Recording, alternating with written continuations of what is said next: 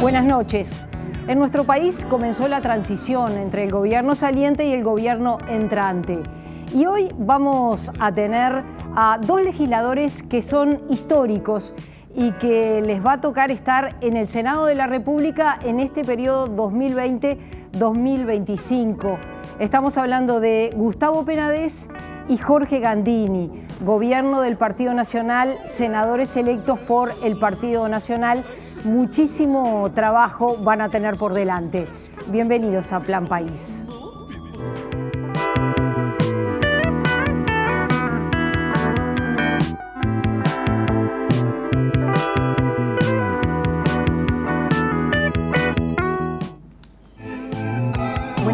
Eugenia, ¿cómo andás? Buenas noches, Ana María.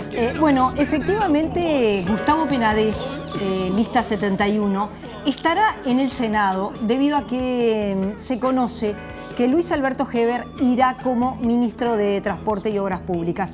Es importante destacar que el presidente electo, Luis Lacalle Pou, ha dicho que por el momento no va a decir los nombres de todos los ministros, aunque ya está esbozado quiénes van a estar en cada uno de los lugares, al menos en las secretarias de Estado. Todavía falta saber quiénes van a ser los subsecretarios. Sí. En este informe que vamos a ver ahora tenemos algunos de estos nombres que se mencionan. Algunos él ya en campaña había dicho quiénes serían, por ejemplo, quién será la ministra de Economía, Azucena Arbeleche, pero hay otros que todavía no se saben por varios motivos. El primero es que tiene que coordinar entre todos los partidos que forman la coalición y además entre todos los sectores que forman los partidos de la coalición. O sea que es muchos equilibrios a tener en cuenta entre partidos y además él dijo va a tener idoneidad por un lado, peso político por el otro. Y eso en los ministerios. Además hay que designar el Poder Ejecutivo entes autónomos, servicios descentralizados, desconcentrados y cada ente tiene un directorio de 3 o 5 miembros que ha dicho Lacalle Pou que va a ofrecer que también el actual partido de gobierno Frente Amplio los integre. Sí, efectivamente. Hay que señalar que esta transición comenzó con tensiones entre el gobierno saliente y el gobierno entrante. Por temas económicos, por temas también de defensa nacional. De cualquier manera, el presidente electo Luis Lacalle Pou señaló que hoy recibió una llamada del presidente electo de Argentina, Alberto Fernández, que asume el próximo 10 de diciembre, y tanto el presidente Tabaré Vázquez como Luis Lacalle Pou irán juntos a la asunción del mandatario argentino. El intento es dar una señal de unidad como país a un socio tan pero tan importante como es para nuestro país, Argentina. Vamos a ver el informe.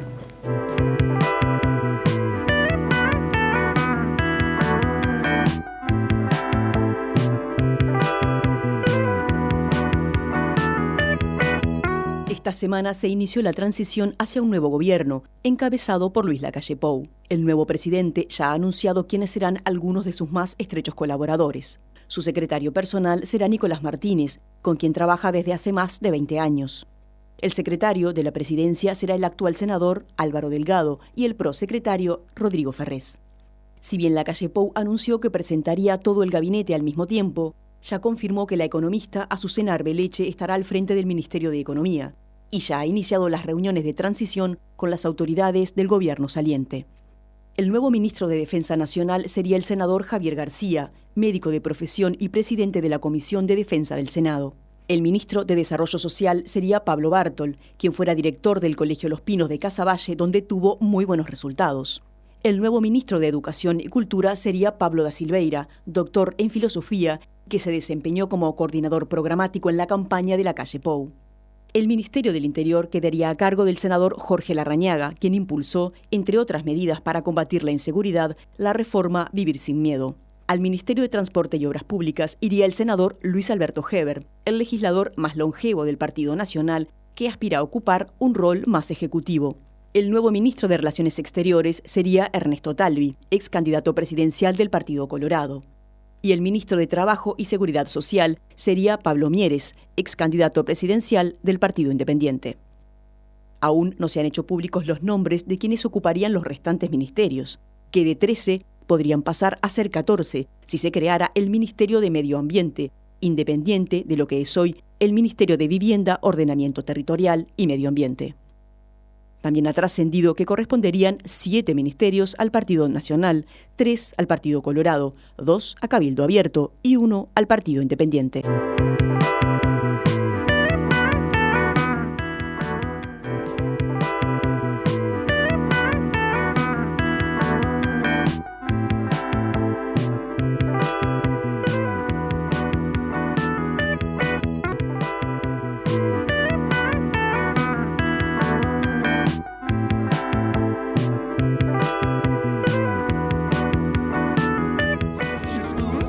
Y es un gusto ya tener en los estudios al senador de Alianza Nacional, senador electo, Jorge Gandini. En realidad ambos son actualmente diputados, bienvenido.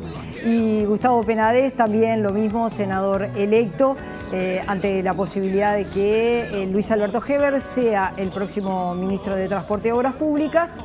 El suplente es el senador electo Gustavo Penades, así que bueno, le tocará estar en el Senado para el periodo 2020-2025. Bienvenido, un gusto recibirlos a ambos. Como siempre, un placer.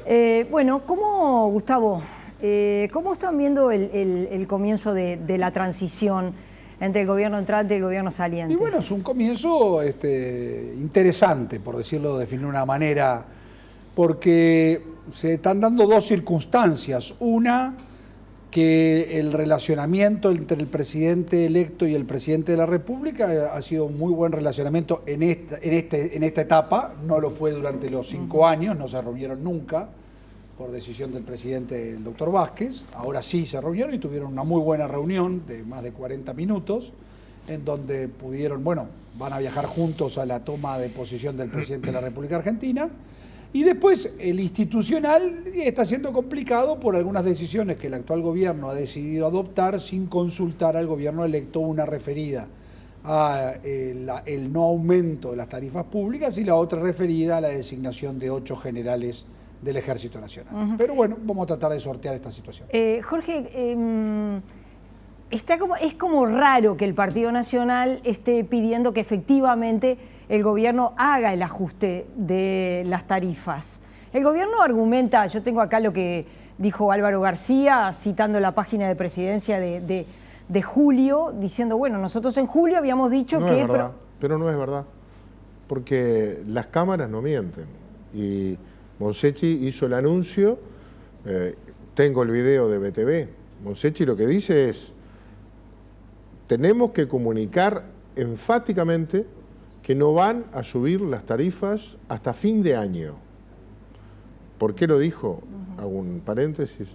Porque el aumento del precio del combustible en esos momentos y un problema fiscal que había hizo correr la idea de que podría haber un aumento anticipado de tarifas. Entonces dice, debo comunicar enfáticamente que no va a haber aumento de tarifas hasta fin de año y probablemente por el resto del periodo de gobierno. Sí, efectivamente, la palabra que utiliza Monsecchi es probablemente hasta el final del periodo. Por lo tanto, eso no es un anuncio. Un probablemente es, veremos.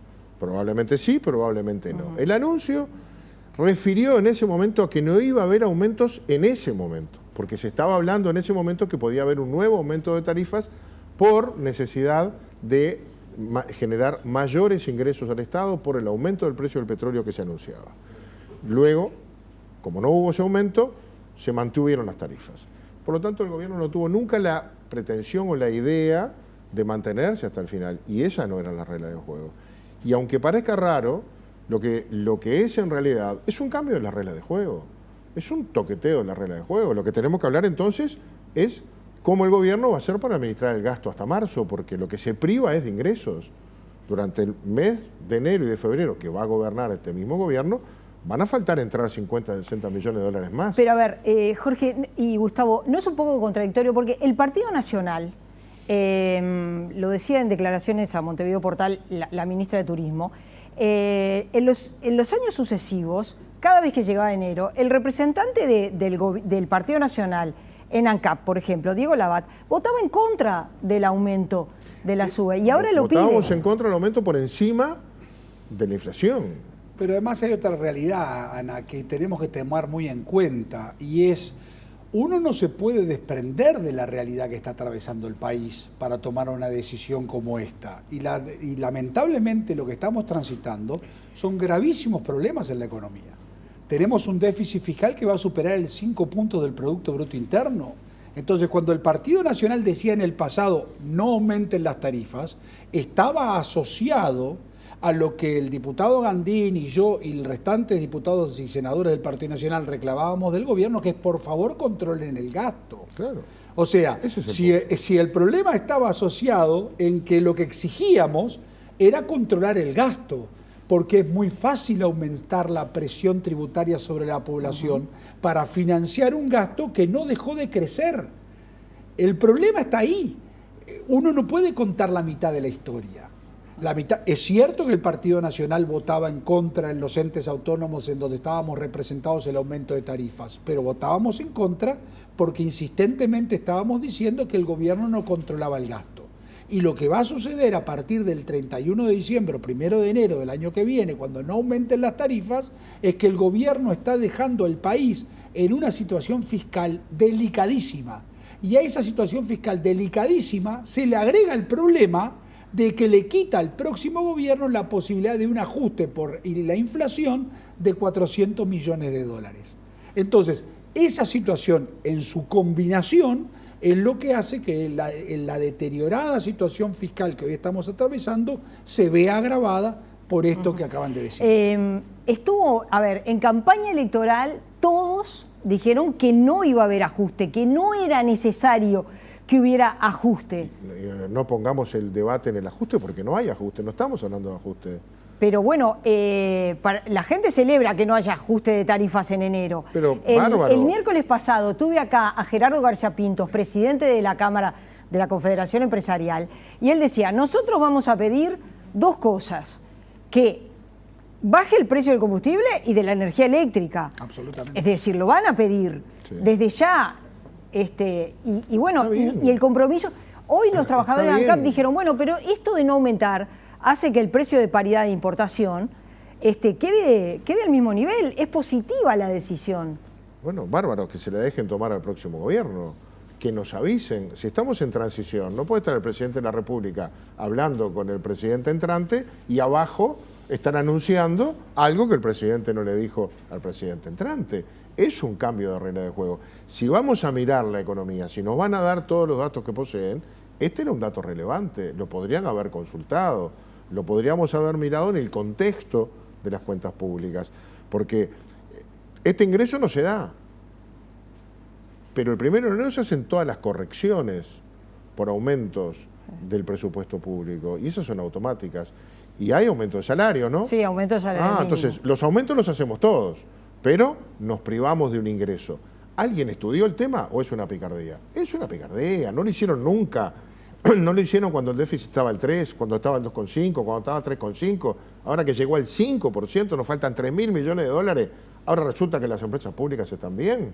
¿Qué quiere decir que están bien? Que en vez de pasarle 400 millones de dólares UTE al gobierno central, le va a pasar 300. Sí, claro, pero hay 100 menos de UTE. Y esto va a pasar con Antel y esto va a pasar con otros organismos. ¿Nos dice que ahora en CAP está bien para hacer esto?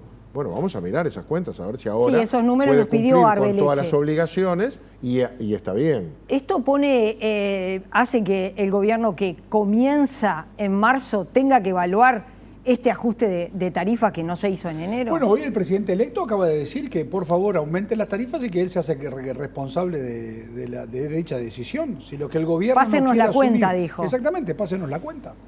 Ahora, lo que tenemos que darnos cuenta es mirar la situación global. Y la situación global es una situación muy delicada en la economía del país. Caída de la actividad, caída de la inversión, aumento del desempleo, inflación por fuera del rango meta, un déficit fiscal el más alto en los últimos 30 años. ¿Qué es el déficit fiscal? El déficit fiscal es que usted gasta más de lo que recauda y entonces tiene dos posibilidades para lograr financiar eso. Una es acotada, el endeudamiento externo, en donde ya empezó a prenderse una luz amarilla. Y la otra es la emisión de moneda y aumento de la inflación. Todo eso repercute sobre el salario de la gente, indirectamente. Entonces, esta decisión es un ñanga pichanga en comparación a lo que podemos llegar a pasar, y ojalá no suceda, a partir del año que viene. Con una mala temporada turística. Y además sumado a que la actividad hoy se agrava por el anuncio de una temporada turística que va a ser mala. Entonces, sí, sobre todo por Argentina. Exacto, ¿no? y bueno, el Aparentemente por Brasil, 80%, sí. el 80% del turismo uruguayo es argentino. Ahora, hay algunas perspectivas positivas también en el sentido de que, bueno, está la inversión de UPM, que eso va a impactar 2 puntos del Producto Bruto Pero Interno. no tanto, ojo. A ver. Impacta en el producto, pero no tanto en la recaudación. Porque buena parte de esa inversión se hace sin impuestos.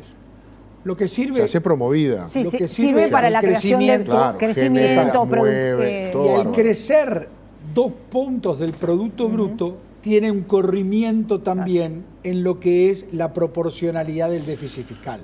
Claro. Pero si no tomamos medidas al respecto, es lo que han hecho estos durante estos 15 años. Aumentó el ingreso, aumentaron sistemáticamente los gastos. Siempre por encima. Y Siempre entonces, el gasto fue por arriba. Entonces, lo que no se puede, porque en algún momento se dice, se acabó la fiesta, es lo que nos está pasando. El informe que ayer hace una calificadora de riesgo diciéndole al Uruguay, atención, es un mensaje, porque además, uno de los temas que tenemos que cuidar, justamente por inversiones como la de UPM y otras tantas que existen en el Uruguay, es que la pérdida del grado inversor traería como consecuencia la obligación, no digo en el caso de UPM, del retiro de muchos de esos capitales, porque en sus países de origen exigen que las inversiones se hagan donde haya grado inversor. ¿Y usted cree que está planteado ese riesgo? Bueno, y no lo digo yo, Standard & Poor's lo dijo ayer.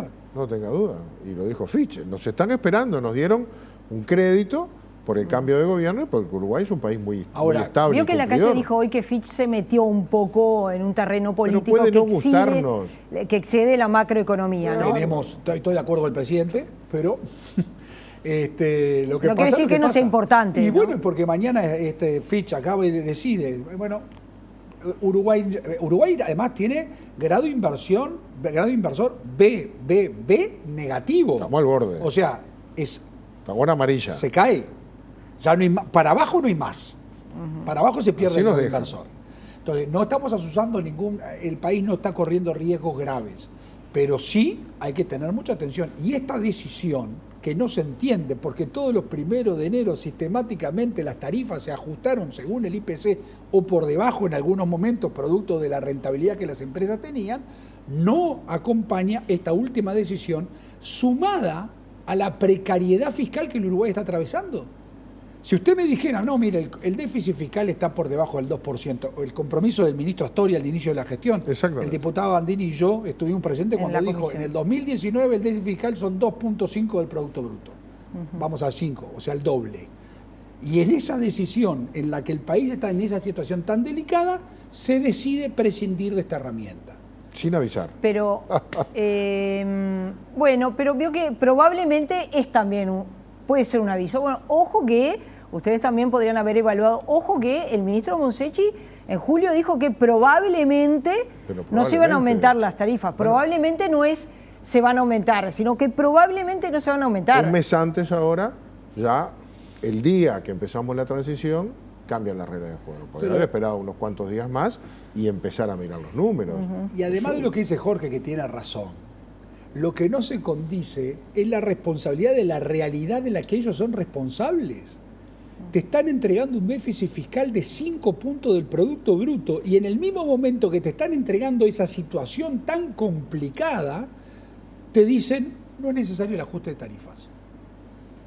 La verdad es que no se sostiene. Mira, Aldo Lema dijo que si esto se sostiene, cerramos el año que viene ya con unos 6 puntos de déficit. ¿Por qué en campaña electoral todos los partidos, insistieron tanto con que no era necesario aumentar impuestos? ¿Y quién habla de aumentar impuestos? Ahí está, acá bueno, nos están aumentando. Acá hubo un rebaje de tarifas, una rebaja. Pero te vuelvo a repetir, El primero Sí, en enero hay que ajustar de aumentarle acuerdo los con sueldos inflación. a todos los funcionarios públicos y hay que aumentar las pasividades. Sí. Y se ajustan todos los precios por inflación de todo el presupuesto. Si había un organismo que tenía $1 millón de presupuesto, va a tener $1 millón en pesos más la inflación. Es automático. O sea que hay que pagar a partir del 1 más y no subir la tarifa, Exacto. que es uno de los ingresos, y por lo tanto vas a tener que enfrentar con menos ingresos, por lo tanto aumentas el déficit, porque no me está sobrando. Exacto. Entonces, eso es la irresponsabilidad de este gobierno y todavía lo defienden. Claro, ¿cuál es la picardía? Bajámosla nosotros y hicimos una rebaja, súbanlo ustedes. Pero escúcheme, se están yendo, acaban de perder una elección, hay que ser un poco más serio. Y además y entregar van a un venir otras país cosas. en una situación muy delicada, Muy complicada. ¿no? O sea, si vos entregaras la economía con un déficit de 2.5 y te da para chiviar un rato. Ahora, con 5 puntos del Producto Bruto de déficit fiscal, con una caída de la actividad económica, con una tasa de desempleo altísima, con 50.000 puestos de trabajo menos, yo te diría que no es de las mejores decisiones. Ahora por delante está la ley de urgente consideración y el presupuesto. Después. Las transformaciones. ¿No está en condiciones el país de empezar a incorporar de forma gradual esas transformaciones? Sí, Por ejemplo, la reforma de la seguridad social, que tiene un impacto importante. El país tiene tiempo para empezar a hacer esos cambios. Nosotros no vimos todavía el proyecto de urgente consideración, pero sabemos que uno de los contenidos es la creación de una comisión de expertos para empezar a encarar la reforma. La reforma, primero, no cambia regla de juego para los que están jubilados. No, la reforma va a rendir a mediano y largo plazo y tiene que tener un amplio consenso porque va a afectar a varios gobiernos y por supuesto a varias generaciones. Por tanto, hay que trabajarla mucho y la propia ley de urgencia, como es urgente, crea una comisión de expertos que va a ser aquella que haga las recomendaciones del rumbo a tomar para reformar la seguridad en su conjunto, la seguridad social en su conjunto. O sea que compartimos y va a estar. Es una de las reformas que empieza inmediatamente. En este gobierno se hizo una reforma del sistema de retiro de jubilaciones y pensiones militares. ¿Eso se mantiene? ¿Se piensa cambiar? No, en realidad en este gobierno lo que se hizo fue la aprobación de la ley orgánica militar. La ley orgánica militar. Sobre la ley de lo que se conoce como la caja militar, servicio de pensiones, lo dijo usted correctísimamente. Sobre eso hubieron algunas modificaciones hacia adelante. Lo que tenemos que tratar de entender es que en el marco de la discusión del rol de las Fuerzas Armadas, la cantidad de efectivos, el futuro que las mismas tienen, están asociadas también cómo se van a financiar los retiros, los actuales y los futuros. Porque no es que haya un déficit, porque no hay un déficit. Lo que hay es una transferencia mayor de rentas generales al servicio. Ese es un problema que tenemos que entender, hay que encarar rápidamente. Porque es de un volumen muy importante. No se puede encarar como lo encaró el actual gobierno, que es empezando por el final.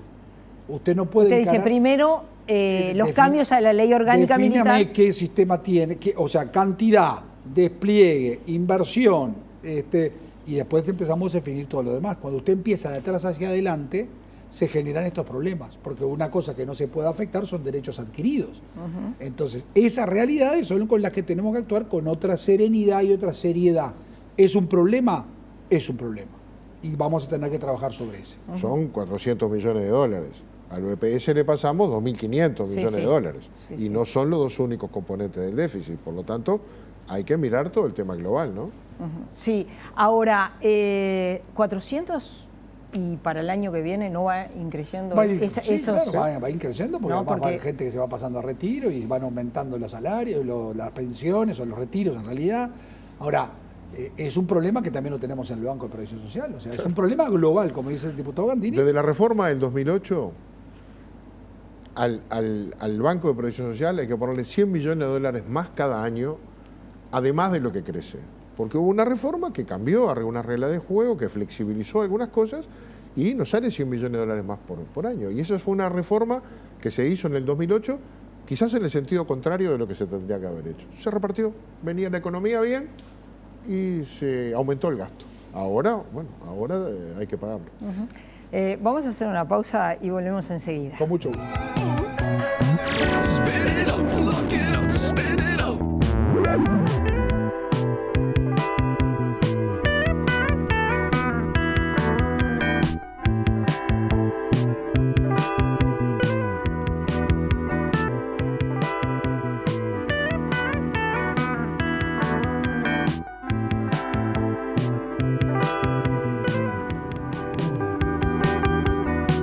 seguimos conversando con Gustavo Penades, con Jorge Gandini, en este tramo final. ¿Cómo ven el trabajo en el Senado de la República, ¿no? Dado que, bueno, que ustedes van a ser ¿no? cabeza de lista para coordinar al gabinete multicolor legislativo, por decirlo de alguna manera, ¿no? El Senado, interesante, va a haber menos partidos que en la Cámara de Diputados, debe haber 7. El Senado obviamente va a tener un rol importantísimo porque el Parlamento va a ser el foco de atracción de la negociación, mucho más que en otros gobiernos. Y hay que hacerlo de una manera muy inclusiva de distintas visiones. Pero además nos proponemos incorporar al Frente Amplio haciéndole conocer las iniciativas que tenemos, porque sería bueno que ellas tuvieran la mayor cantidad de respaldo posible. Yo estoy seguro que en la propia ley de urgencia vamos a encontrarnos con el Frente Amplio dispuesto a votar algunos capítulos. Yo creo que todos sabemos que el Código del Proceso tiene que tener cambios, también lo saben los senadores que hoy están en el gobierno, y entonces probablemente sobre ese capítulo podamos encontrar coincidencias, pero eso es un trabajo que requiere mucha tarea tras bambalinas. La ciudadanía no la ve, pero hay muchas horas, no solo en comisión, sino hay mucho café, hay mucho mate, hay mucho corredor, para tratar de conformar espacios de voluntades muy amplios. Eso es lo que nosotros vamos a hacer. ¿Es Cabildo Abierto una preocupación para el Partido Nacional? No. A ver, acá hay que respetar la voluntad popular, y la voluntad popular le dio a un partido que se armó en 6 meses una representación electoral y como consecuencia de lo electoral parlamentaria que tiene el mismo respeto y consideración que la de cualquier otro integrante del Parlamento Nacional. Los senadores de Cabildo Abierto y los diputados de Cabildo Abierto son tan diputados y tan senadores como los del Partido Colorado, del Frente Amplio, del Partido Nacional.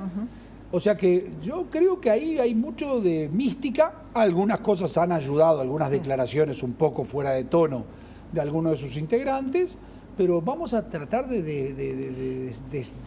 dejar de lado eso de levantar cucos sobre cualquier tema, porque de la misma manera en algún momento se levantaron sobre cuando los tupamaros entraron al Poder Legislativo, se hablaba de lo mismo y no pasó nada, y así sucesivamente. Acá hay la voluntad del pueblo que debe ser respetada y que debe ser considerada como cualquier otro diputado y senador que integran el Parlamento Nacional. Quizás más inexperiencia de pronto de Calculo que sí, de ellos. Bueno, y sí, es natural. Ustedes los conocen, algunos de ellos pertenecieron al Partido Nacional, Claro, y ahora militaron están con Cabildo Abierto. Es Bueno, así. es el caso, por ejemplo, de la propia Irene Moreira, la esposa de Guido Manini Ríos, que Era ahora es edil del Partido senadora. Nacional hasta hace poco tiempo. Que era edila, En exactamente. Artigas. Exacto. Quizás despierta con todo respeto un poco de curiosidad cómo va a trabajar un partido que es todo nuevo. Nosotros tenemos, el Parlamento se renueva entre el 70 y el 70, el 60%, 60-70. Pero tenemos una cuestión como de posta, siempre vemos algunos más veteranos que tomamos la vanguardia y entrenamos a los más nuevos y los conducimos y los ayudamos, y tenemos como ciertos códigos de trabajo y de comportamiento, y sabemos a qué comisiones van los que tienen más experiencia. Todo eso le pasa a un partido que ya tiene varias legislaturas. Bueno, Cabildo Abierto va a tener que lidiar con eso, es nuevo para todo y tendrá que probar y se equivocarán y son más inexpertos, pero como dice Gustavo, merecen el mismo respeto que todos y la misma confianza. Yo creo que y han estado muy interesados en dialogar, en la previa, en aprender, así que vamos a llevarlo bien. Es evidente que el Partido Nacional y la fórmula ganó en 17 departamentos. Quiere decir que en el interior del país en particular hay una gran expectativa con el gobierno. Entonces, bueno, ¿cuál va a ser el mensaje? Porque, bueno, esta discusión, por ejemplo, de ahora, vinculado con la necesidad de austeridad, la necesidad del ajuste de la tarifa, no es como la mejor discusión que quienes están esperando que llegue el Partido Nacional al gobierno estaban esperando. Es la mejor discusión. Porque es la discusión que espera gente que lo que quiere es un Estado que le cuide el dinero a la gente. Lo que usted recibió y recibe de los productores agropecuarios, de los comerciantes, de los pequeños y medianos emprendedores, es: sáquenme la mochila pesada de arriba de los hombros para que yo pueda crecer y trabajar. Y el compromiso que el Partido Nacional asume está vinculado con eso. O sea, cuando se habla de ahorrar 900 millones de dólares del presupuesto, no es para que se van a cortar programas sociales, es porque se tiene que recortar cosas que en el Estado se puede recortar para que en la medida que la economía empiece a funcionar, porque si no, no empieza nunca. La economía se dinamiza en la medida que el sector privado crezca y genere riqueza y genere empleo y genere actividad. Y para que eso suceda, se le tienen que dar condiciones. Si usted no le da las condiciones, eso no sucede y entonces aumenta el desempleo, aumenta el cierre de empresas, etcétera, etcétera. Eso se ha sufrido en todo el país, especialmente en el interior. Y creo que el Partido Nacional, el anuncio que está hoy transmitiéndole a la opinión pública es, con el Partido Nacional viene la defensa de la ley, viene la defensa del dinero de la gente y viene la mejora de los servicios que el Estado le debe brindar a la población. Claro. Nosotros nos comprometimos con dos cosas. Tenemos que hacer dos cosas. Tenemos que ahorrar para, por un lado, bajar el déficit fiscal. Tenemos varios focos puestos en nosotros y el Uruguay tiene que mantener estabilidad jurídica, tenemos que mantener el nivel de deuda que tenemos calificado por las calificadoras de riesgo y entonces tenemos que bajar el déficit. Pero al mismo tiempo tenemos que aflojarle la cincha a aquellos que necesitan oxígeno y confianza para poder volver a invertir y crecer. Y no estoy hablando de los grandes, estoy hablando de que el que está esperando a ver qué pasa si cambia la heladera del almacén, o si le pone unos pesos al taller, o si va a plantar. Los carniceros que acaban de decir, Exacto, si sí, nos claro. pueden sacar el IVA porque estamos en una situación... El problema es que se puede sacar el IVA así de... Eso es muy difícil. Es muy hoy, difícil. Porque se tiene que recaudar. Claro. Pero por eso, tenemos que Hay ahorrar como por mucha, un lado... perdón, ¿no? Hay como mucha expectativa de ¿Y cómo no sacar va a haber? impuestos, ¿Y ¿no? por- Le No, digo, hay lo tuve muchas- acá no, a pero García Pinto. Hay muchas expectativas de cambio. La gente nos votó a nosotros porque quiere un cambio y parte del cambio es eso. Es un cambio en la regla del juego económico para que aquel que trabaja sienta el resultado de su trabajo, sea un trabajador dependiente o un trabajador que se puso al hombro un emprendimiento, una inversión, y para tener resultados rápidos en materia de seguridad pública y vivir un poco más tranquilo. Son las dos cosas básicas que tienen que ver con la expectativa de cambio de la gente. Tener un peso más en el bolsillo o por lo menos una lucecita en el horizonte y poder salir más tranquilo de casa. Si dentro de 6 meses el bolichero que tiene un almacén y atiende atrás de una reja en cualquier barrio de Montevideo saca la reja y vende un poquito más, habremos cumplido, vamos por el buen camino. Y para eso se necesita generar esperanza, expectativas y por lo tanto hacer las cosas bien nosotros, empezando por nosotros, porque el Estado sea más eficiente con un poquito menos de dinero y le pueda devolver eso a la gente bajándole, empezando de a poco y sectorialmente, a aquellos sectores de la sociedad que generan respuestas, que pueden generar trabajo, que pueden mover la economía. Hoy arrancamos el punto de partida, es muy complicado. Fíjese usted que lo paradójico de la situación es, del gobierno que va terminando y de los gobiernos anteriores, se le dieron una serie de ventajas fiscales a los que venían de afuera a invertir y que generalmente eran muy grandes. Esas ventajas fiscales al ferretero, al almacenero, al de la tienda, el de la panadería, no las tiene, que son los que generan el 70% de los empleos en Uruguay. Entonces, es esa gente la que, como bien decía Jorge, está esperando, digan, che, vamos arriba, dennos un poco de oxígeno a nosotros también, porque si no, esto no da para más. ¿Qué pasaba si en vez de bajar las tarifas ahora nos dejaban a nosotros y nosotros empezamos a dar señales en sectores específicos de rebaja de tarifa? No para todos, pero para algunos. Porque son a los primeros que les queremos dejar dar señales, primero para que no despidan a nadie más y segundo para ver si retoman alguno. Eso es lo que nosotros queremos, tener las herramientas para poder hacer las cosas nosotros. Ahora, si encima nos sacan las herramientas, de las poquitas que nos dejaron... Hay que tener en cuenta que es central para que esto pueda funcionar, darle a la gente... A ver, hay una concepción que debe de cambiar, que es la del Estado socio y no la del Estado carga. El Estado tiene que ser socio. A usted le tiene que ir lo mejor posible en la panadería, en la ferretería, en el taller, en el campo, en el tambo. También es cierto que la gente espera mucho del Estado. Ahora, también, ahora hay gente que espera mucho del Estado. También el Estado tiene que saber a quién darle y cómo controlar lo que da. Y eso está asociado también a algunos servicios que el Estado tendría que brindar mejor para que usted no pagara 2 veces lo que está pagando. O sea, si usted paga en la educación privada de sus hijos, está pagando 2 veces la educación. Una con los impuestos, la educación pública. Y otra, como usted no está satisfecha con la educación de calidad que debería ser la educación pública, manda a sus hijos a la educación privada. Si usted no tiene la seguridad de la que no se siente seguro, tiene que contratar una empresa privada o alarmas. Entonces usted está duplicando los costos. Ahora, yo no digo que esto se solucione un día para el otro. No. Esto no va a tardar muchísimo en solucionarse. Pero el cambio de gobierno lo que reflejó es un país que claramente mandó un mensaje: hasta acá llegamos, queremos que haya otra opción. Y bueno, es lo que tenemos que empezar a construir. Gracias a ambos por haber venido. Volvemos a conversar a la vuelta de la esquina. Sí, ahora no más. Ahora no más. La esquina queda cerca. Exactamente. Hacemos una pausa, volvemos enseguida.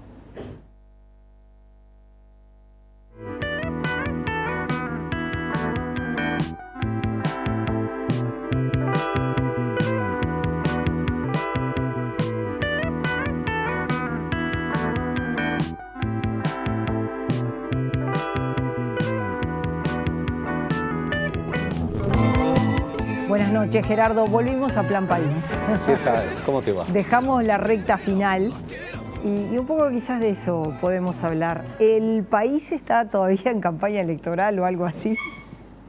Sí, yo a veces la impresión que tengo es que recta final terminó en el canal, pero no terminó en la sociedad.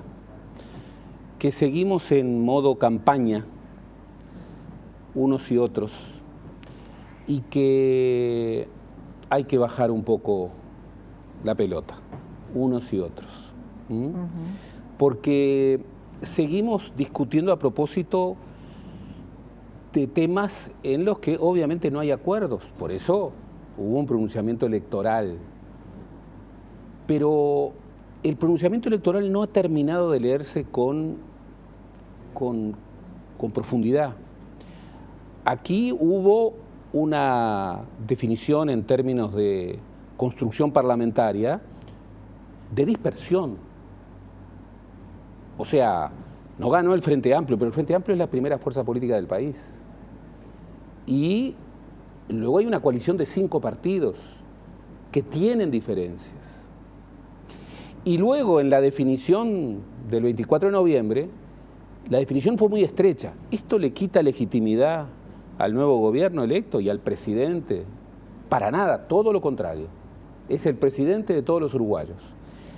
Pero hay que sentarse un poco y decir, bueno, por ejemplo,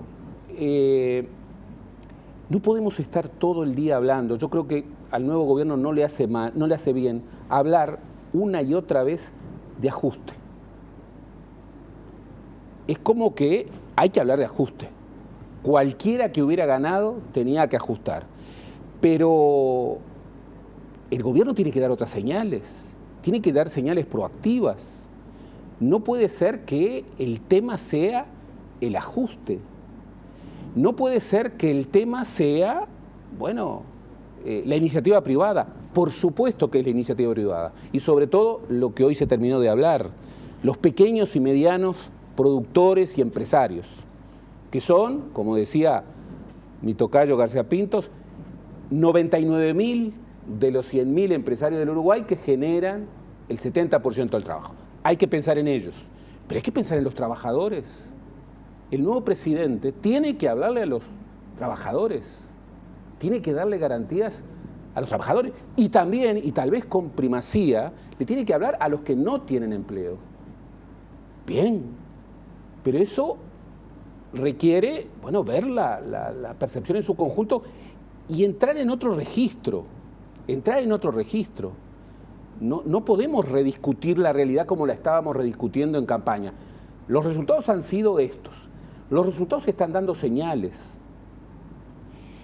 Yo creo que el pronunciamiento de la empresa Fitch es un pronunciamiento muy incorrecto por parte de una calificadora de riesgo. De una calificadora. Se mete en la política. Lo dijo el presidente electo. Muy incorrecto. Se metió. Lo dijo y hay que apoyarlo, lo dijo. Y no es la primera vez, Pero no puede ser Se meten en que política interna, ¿no? Dan opiniones. se mete en política interna y de inmediato, bueno, genera construcción política.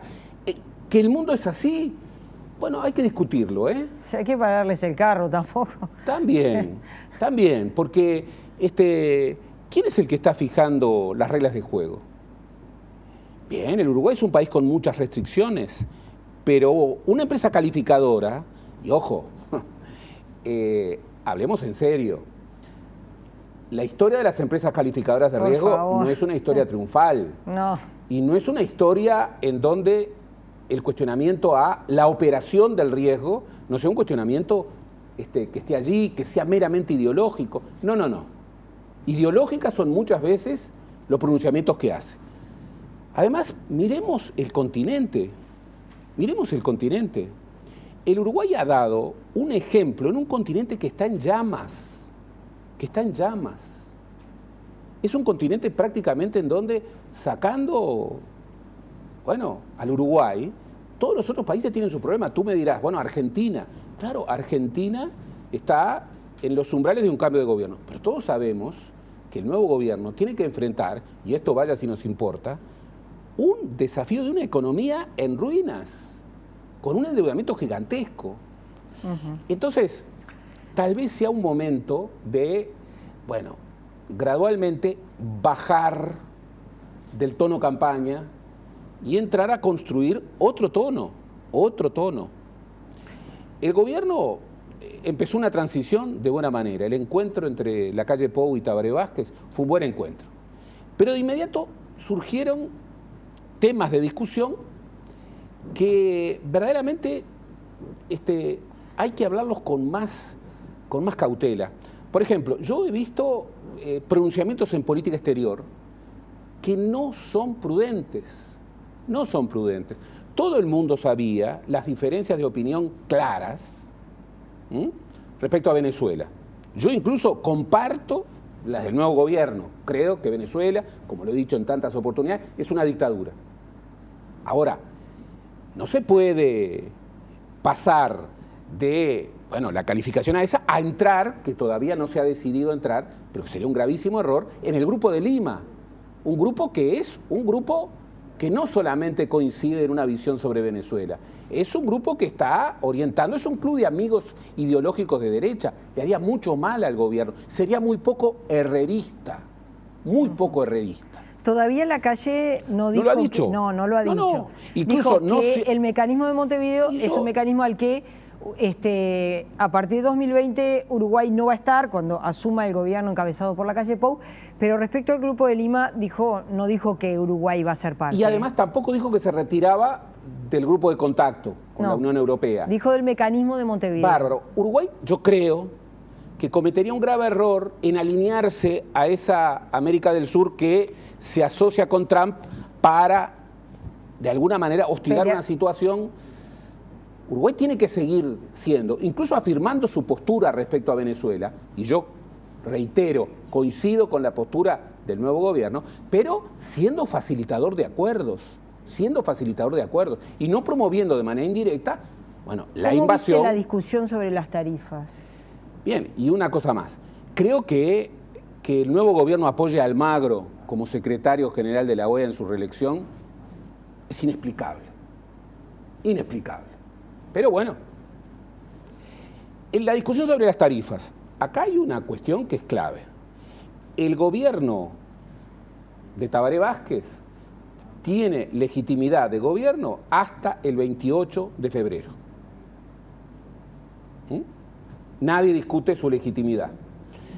Bien, la historia de las transiciones en términos de qué le deja qué a quién y lo que viene, bueno, podríamos hacer muchas historias. Yo soy historiador. Por ejemplo, podríamos decir qué es lo que le dejó el segundo gobierno de Sanguinetti al doctor Jorge Valle. Podríamos decir cómo un gobierno en el que el Mercosur estalló y empezó la crisis recesiva en enero del 99, bueno, estuvo un año prácticamente anclado al 1-1 de la Argentina. Yo podría hablar. También se recordaba cuando Jorge Valle en enero de 2005 no aumenta la tarifa, recordemos que era Isaac Alfi, y la termina aumentando en abril de 2005 el gobierno del Frente Amplio. Hace el ajuste de las tarifas. Bárbaro. ¿no? Hay que reconocerle a Jorge Valle y hay que reconocerle a Isaac Alfi. Isaac Alfi dijo que no iba a haber carnaval electoral. Y en el 2004 no hubo carnaval electoral. No lo hubo. No lo hubo. Y Alfi, que dirige a tu cuadro con el mismo estilo con el que tiene para encarar la finanza pública. Me gustaría que hiciera alguna compra más, aunque entráramos un poco en déficit. Bueno, cuando perfilaban que iba a ser el director de la Oficina de Planeamiento y Presupuesto, Alfi es un economista muy liberal que tiene una capacidad extraordinaria. Pero, ojo, con su designación, la Oficina de Planeamiento y Presupuesto deja de ser oficina de planeamiento, es una oficina de presupuesto, como en general la entendieron gobiernos blancos y colorados. La discusión sobre el tema de las tarifas es una discusión que hay que asumirla en términos generales.